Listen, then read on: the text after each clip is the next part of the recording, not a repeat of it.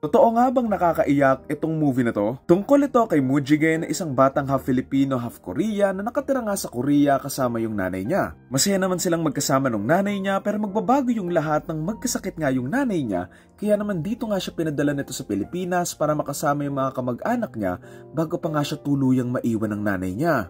Sa Pilipinas, dito nga makakasama ni Mujige yung lolo at tita niya kung saan hindi nga magiging maganda yung relasyon nila sa umpisa dahil na nga rin sa pangit na nakaraan ng nanay at tita niya. Sa mga sumunod na araw, dito na nga mangungulila si Mujige doon sa nanay niya habang sinusubukan siyang alagaan ng tita niya na hindi nga magiging madali. Pero kasama yung ibang mga tao, dito na nga sila unti-unting magkakakilala at matutulungan yung isa't isa na magmahal ulit at matutong magpatawad. Title ng movie, Mujige. Sobrang heartwarming and gaan sa puso panoorin ng film na to, and honestly, may mga scenes na mangyak-ngyak na rin ako. Ang galing ng acting ni Alexa Ilacad dito, nakuhang-kuha niya yung character niya and also kay Mujige na nagulat din ako na sobrang straight pala niya mag-Tagalog. Tuwang-tuwa din ako sa mga scene dito ni Rofa May kahit halos 5 minutes lang yung scene niya sa buong movie. Alam mo yung running joke niya na hindi niya maalala yung pangalan ni Mujige. Tuwang-tuwa ako doon sa may ending na tinawag niya na Melody si Mujige kasi hindi nga niya maalala yung pangalan. Tapos sinabi niya Bon Voyage imbes na yung Korean version nun. Tapos ano pa ba yun? Tapos sabi niya na magpasalubong doon ng samgyupsal. Tuwang-tuwa ako doon, ewan ko kung bakit. I love the visual, the style, yung script nila here na talagang pinag-isipan and pinagplanuhan, and habang pinapanood ko to, ramdam ko yung Korean filmmaking na hinaluan ng Filipino filmmaking I love the story na simple and effective, and ang ganda lang talaga ng pacing and flow ng film na nailatag talaga nila na maayos yung story and lahat ng naipasok nilang conflict na-solve naman nila pagdating doon sa may dulo. Noong una, medyo na-confuse ako sa character ni Alexa dito as Sunny kasi sobrang unlikable niya. I mean, gets ko yung issue niya and everything, pero the fact na papabayaan mo yung isang bata na mapunta lang kung saan-saan, sobrang concerning nun as a person.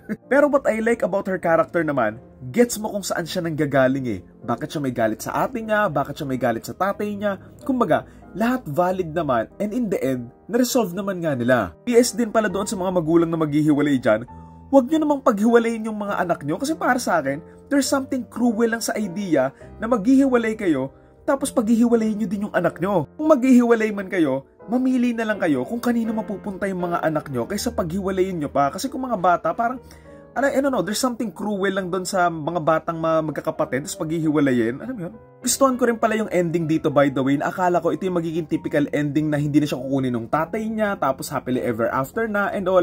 Pero hindi It made the ending better kahit hindi ganun yung ginawa nila. I like na in the end, inako pa rin ng tatay yung responsibilidad niya, naguds na rin yun with the audience naman siguro since naipakita namang hindi naman pala siya masamang tatay, and also, tama lang din naman na ma-enjoy ni Sunny yung buhay niya since ayun naman talaga yung pangarap niya. Good choice to for me realistically and sa mismong writing ng film kasi I think it's the best option for Mujige sa buhay niya and also kay Sunny na win-win in both sides na makukuha nga nila yung parehas na gusto nila. Siguro sasabihin ng iba, hindi, sinuko na nga niya yung pangarap niya mag-ibang bansa para makasama si Mujige tapos ganun yung ending. Ito yung perspective ko dyan. I think nung una, gusto lang naman talaga niyang mag-ibang bansa as an escape doon sa tatay niya and doon nga sa buhay niya doon sa lugar nila.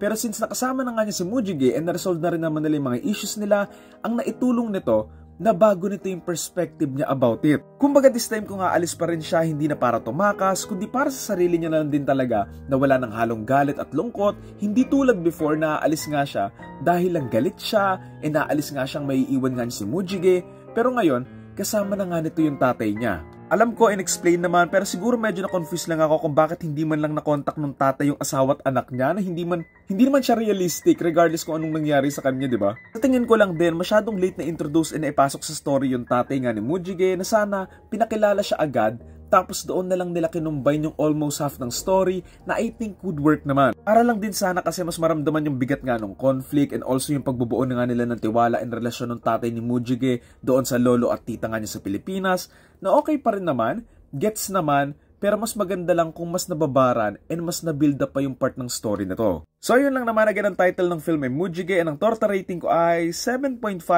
out of 10.